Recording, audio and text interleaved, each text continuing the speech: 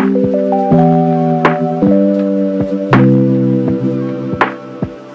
and welcome back to my channel, or welcome if you're new. Today's video is going to be a little week in my life / weekly reading vlog. I work full time and it's Monday, so I don't have a ton of time to read today, but I did want to just talk about the books that I'm going to be reading in this video because I'm super excited about both of them. So the first book I'm going to be reading is Magnolia Parks Into the Dark.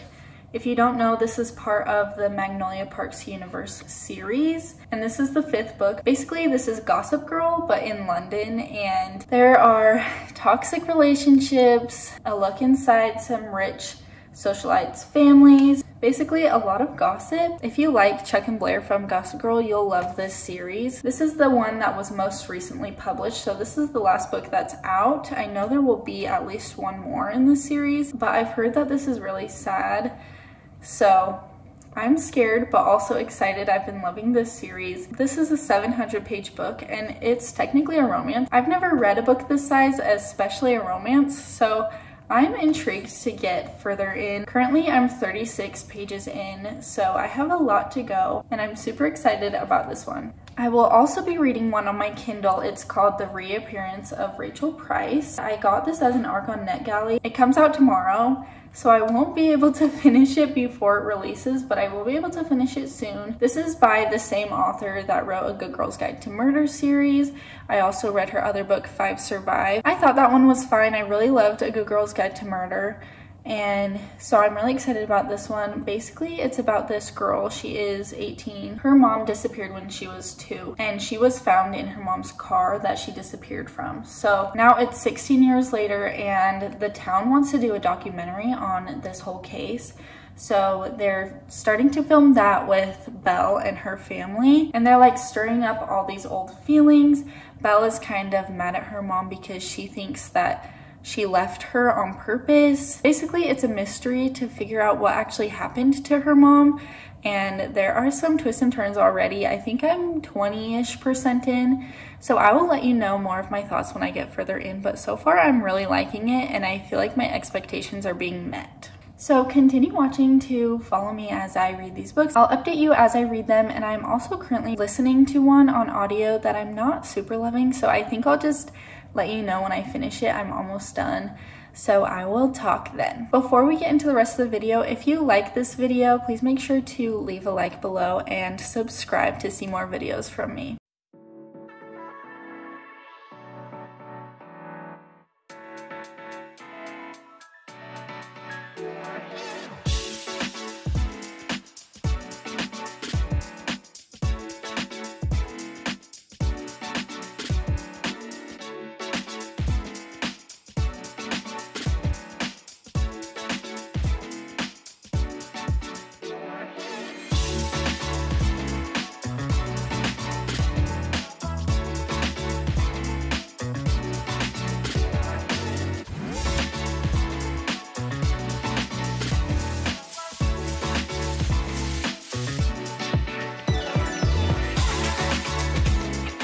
Good morning, it is the next day, and I wanted to do a little reading update. This morning I was walking on the treadmill. I have the Kindle remote and clicker, and so it's really nice. I just put this on my treadmill, put the clicker on, and I don't have to hold it. So this morning I did a little bit more reading in The Reappearance of Rachel Price by Holly Jackson.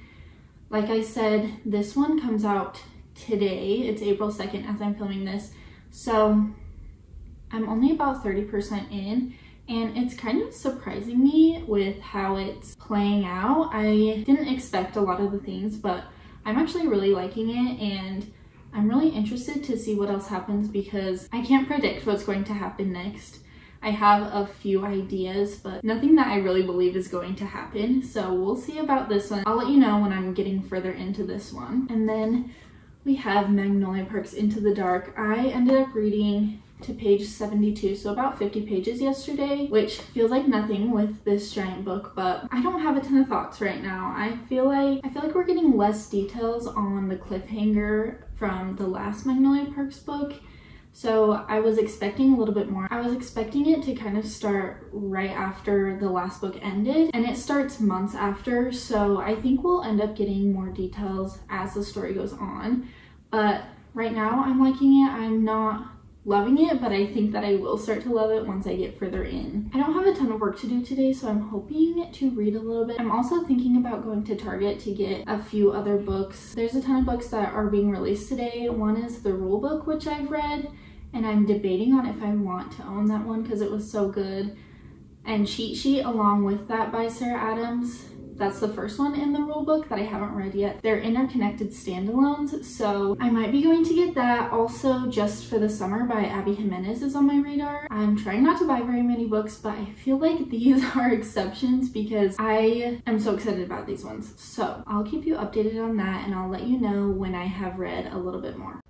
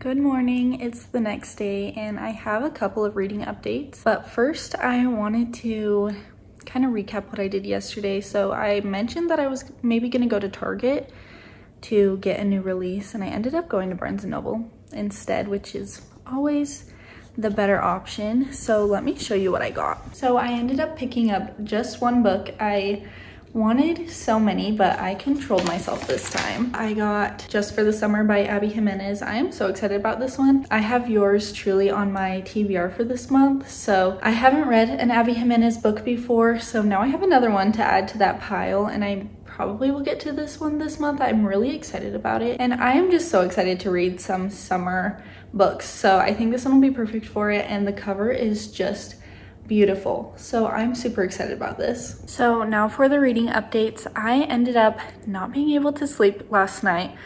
I was awake from like 1 a.m. to 4 a.m. So I did some reading in Magnolia Park's Into the Dark. I am now on page 176. So I read exactly 100 pages, I think, yesterday, and I am liking it. I'm not loving it as much as I thought I was going to because I've been loving the rest of the series, but I think I already said this.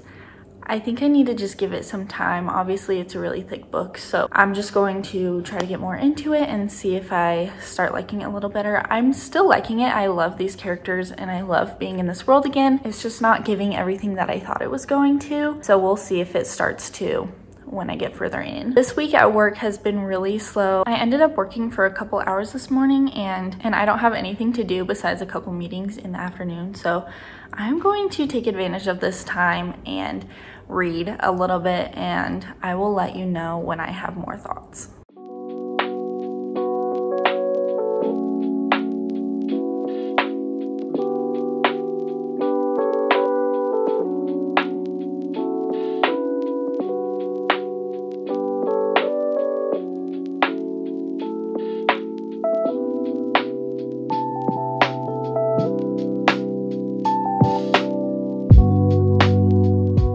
It's the next day and I have some thoughts. So I read a little bit more in Magnolia Park's Into the Dark, and I think in my last update I said I wasn't loving it, but I feel like we're getting so much more from Magnolia about how having parents who were pretty much non-existent in her life and how this has affected her relationships. And I don't want to spoil it, but just the themes of grief and her eating disorder, just some heavier topics in this book. I feel like they're being done so well. And when I was reading Magnolia Park's The Long Way Home, I mentioned that you don't know a good metaphor until you have met Jessa Hastings' writing, and this is still the same. She has such good metaphors, and I underline them all, I eat them all up, and I just love the writing. And I haven't talked about the writing that much, but just the way that they are like talking to the reader as if we have already followed along with their lives and we know everything there is to know about them. It just helps me feel immersed in this world, and I think it's interesting. It kind of jumps around in timelines. Like I said, this didn't start right after the big cliffhanger in the last book,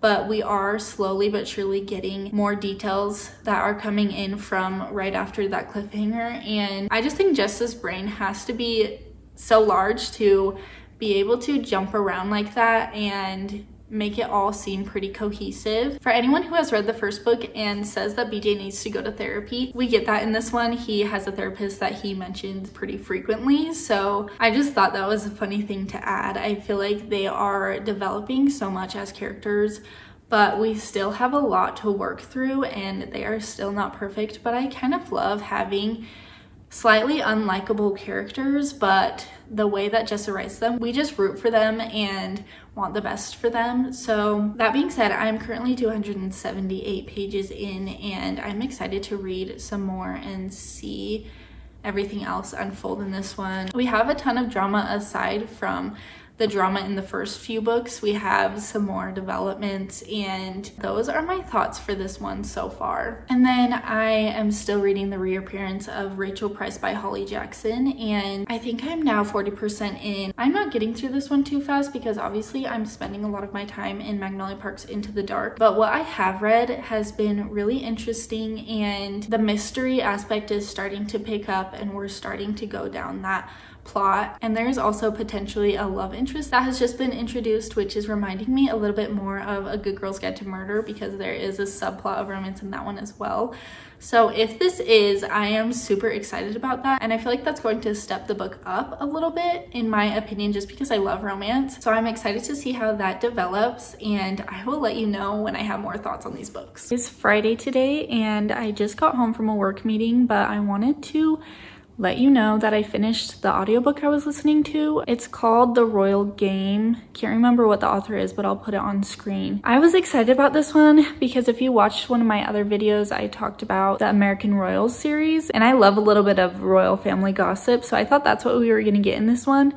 Again, I did not read the synopsis before I started. It's about this American singer who met the prince and they got engaged. I thought it was going to be a little bit more romance, where we got to see them meeting and dating and getting to the point where they are engaged, but we saw them meet and then we saw them engaged like the next chapter, so that's not really how it happened. Basically, the prince's mom had tragically passed away in an accident when he was pretty young, and she has journals and stuff that state that she was suspicious. There were different suspicious things happening leading up to her death. And so Jenny, our main character, the singer, has found those journals, and she's not quite sure that this was actually an accident. And then she starts getting some threatening messages as well. So it goes through, it's kind of a mystery where she goes through trying to figure out who possibly killed the prince's mom and who's sending her these threats. So it sounds pretty interesting, but I just had a hard time following, and I didn't love the narrator for the prince's mom's journal entries. And I felt like we met so many people that could be possible suspects that when the mystery was revealed, I was like, who even is that? I didn't really follow along very well because there were just so many people to keep track of. It was hard to be invested. So yeah, I ended up giving that 2 stars, and I probably wouldn't have finished it if I was reading it physically or on my Kindle, but since it was an audiobook, it was pretty easy to just get through pretty quickly. But now I've started The Lost Apothecary. I think it was in a book of the month last year or the year before. It was pretty popular around then, and I didn't know what it was about, but I'm not too far in it. I started it this morning on my way to and from work. So far it follows this woman a long time ago and her apothecary, and basically she gives women poison to poison their husbands that have been cheating on them or have done something bad. It also follows a younger girl who comes and gets a poison from this lady for her mistress, to poison her mistress' husband. And then it follows a girl in the present day whose husband has been having an affair. Currently she's in London on this trip that she had planned for the both of them, and she ends up finding an apothecary bottle on the beach that potentially will trace back to the woman's apothecary. So like I said, I'm not too far in, but I was a little iffy at the beginning because the older lady's narrator, I didn't love her voice, but now that I'm a little bit more immersed and I kind of know the story, I've got my bearings and I've heard everyone else, I feel like her voice actually really works with that character. So it just took a sec to get into, but I think now I'll be really enjoying it, and I'm excited for when I can listen to more of it later. So yeah, I just had that meeting this morning and I don't have very much work today, so I have to do a couple house things. I have to make a dessert for something me and my husband are going to tonight, so I'll probably be listening to my audiobook while I do that. But other than that, I'm hoping to read a little bit more in Magnolia Parks Into the Dark, and I'm planning on walking on the treadmill a little bit, so I'll probably read some more on my Kindle of the reappearance of Rachel Price. So that is the update for right now, and I will see you a little later.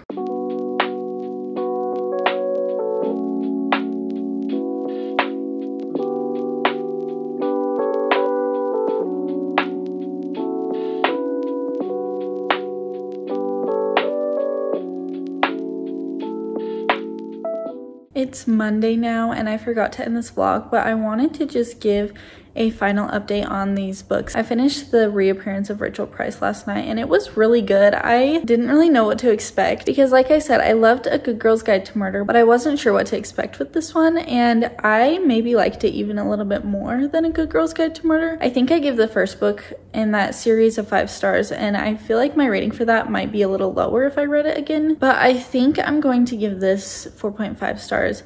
I really liked everything, but I feel like the ending could have been a little bit different and made it a little bit better. And then I'm still only almost halfway through Magnolia Parks Into the Dark, so I'm really liking it right now, and I'm really sad for Magnolia and BJ's story to be over after this one, but I am excited to see how it ends, so I will be reading that more in the next vlog. But I did start and finish The Lost Apothecary that I was talking about in the last clip, and I thought it was really good. It's not my usual genre. It's like historical fiction probably, but I really love the different point of views that we got in this one, and I feel like if you like historical fiction, this is a really great one to pick up.